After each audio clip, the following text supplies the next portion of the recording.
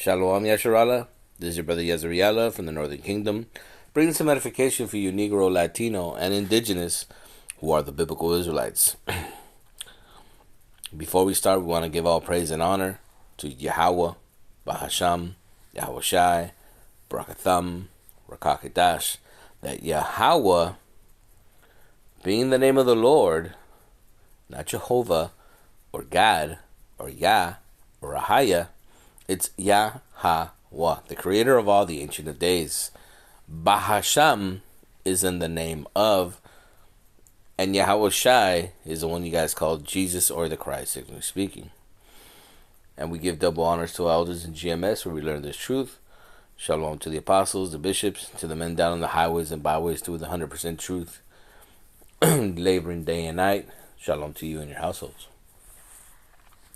And shalom to the elect of the nation of Israel, the house of David, the elect, Labakariam, the Hebrew. They're about to be saved. Shalom to you.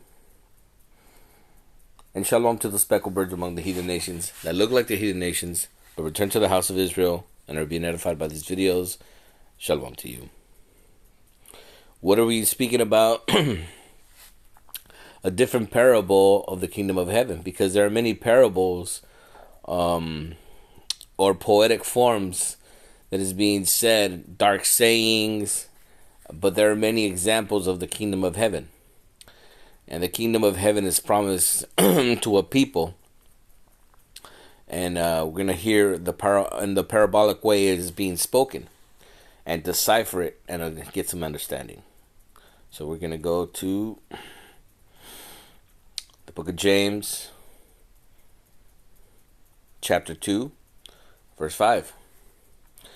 Hearken, my beloved, listen, brethren, had not God chosen the poor of this world rich in faith and heirs of the kingdom, which he has promised to them that love him?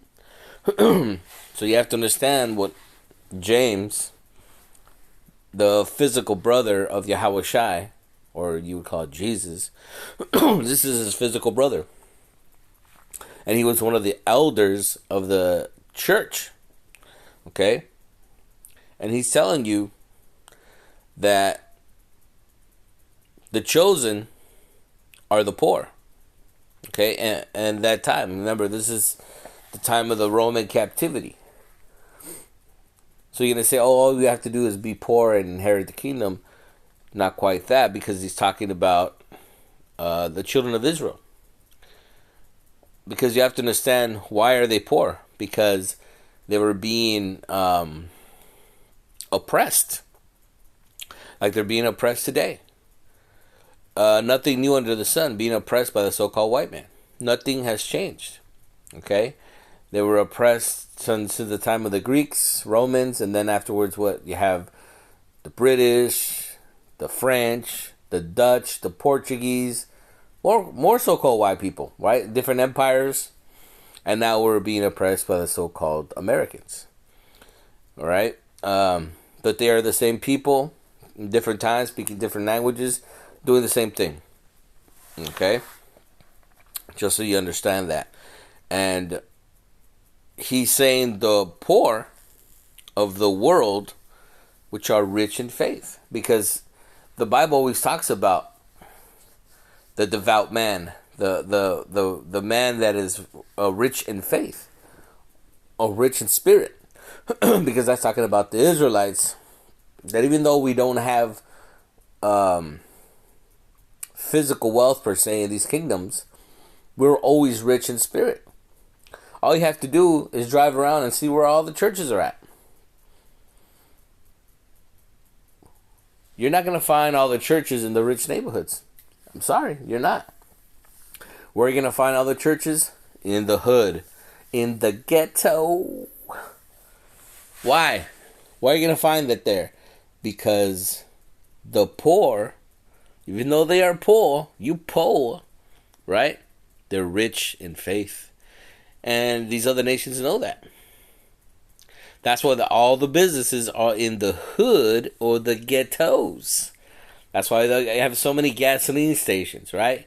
7-Elevens, Quick Stops, because that's where the people were most that have all the faith, but are poor. But what? Do you know you could always fleece them and squeeze more out of them? So again, that's where the poor are going to be. Okay? Chosen, have not God chosen the poor of this world, rich in faith, heirs of the kingdom which he has promised? God, because he promised to one, the promise is gone to one people, nobody else. To them that love him. Okay? Verse 6.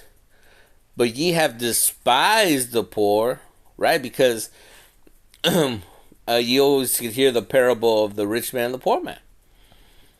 And that's an analogy of the people that are in power. Esau, the nation of Edom, the so-called white man, and Lazarus is what? Representative of the Israelites, the poor, the beggar. Okay? And the dogs are the other nations. Okay? But ye have despised the poor? Do not rich men oppress you? Of course. Rich men are oppressing us to this day. And draw you before judgment seats? Right, because who makes up the prison houses? Blacks, Hispanics, and Native Americans.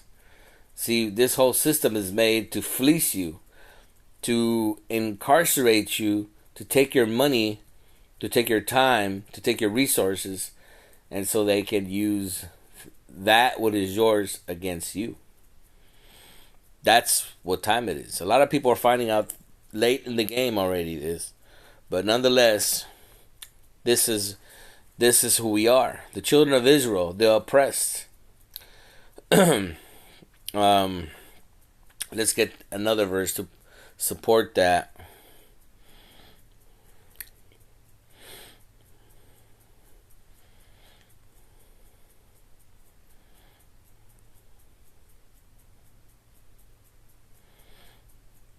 This is Revelation 2:9. I know thy works and tribulation and poverty. This is the Messiah speaking here, red letter. I know thy works and tribulation. I know thy troubles, how hard it is, and the poverty, right? Because the real Israelites, the real Jews are going to be in poverty. But thou art rich. Why? Because we are rich in faith, brothers and sisters. And I know the blasphemy of them which say they are Jews and are not, but are the synagogue of Satan. So how is it that these people could say that they're the Israelites, but they're the wealthiest people on earth? That would contradict so many of the prophecies in the Bible. We just read one, that the Israelites are poor, but rich in faith. But these people are telling you that they're the Israelites, but they're the wealthiest 1% of the world. The Rothschilds, the Gettysburg, the DuPonts. How's that possible? How are they the Ish people, right? And they're the wealthiest people that own all the communication, the media, but they're supposed to be poor. Don't make no sense. But as you see, they have taken over everything, taken over your culture, assimilated, and now people believe they are them. But they're being exposed every day. Every time we do a lesson, they're being exposed. So you have to understand, brothers and sisters, to have patience. Because what? That's the patience of the saints. That we are waiting patiently, because that's the fruit of the Spirit. One of them is to be what? Patience. This kingdom is about to fall. Right? What does it say? 2 Ezra 6 and 7. That Esau is the end of the world and Jacob is the beginning of thereof. Right? We have to wait for this fall of this empire. We're waiting on Yahushua Mashiach and the angels to knock this place over, give us power, and raise us up from the dunghill. And we're upon those hours. We're upon those days. Have faith, pray, and call upon Yahweh Ba'Shem Yahushai, for the kingdom of heaven is at hand. Shalom.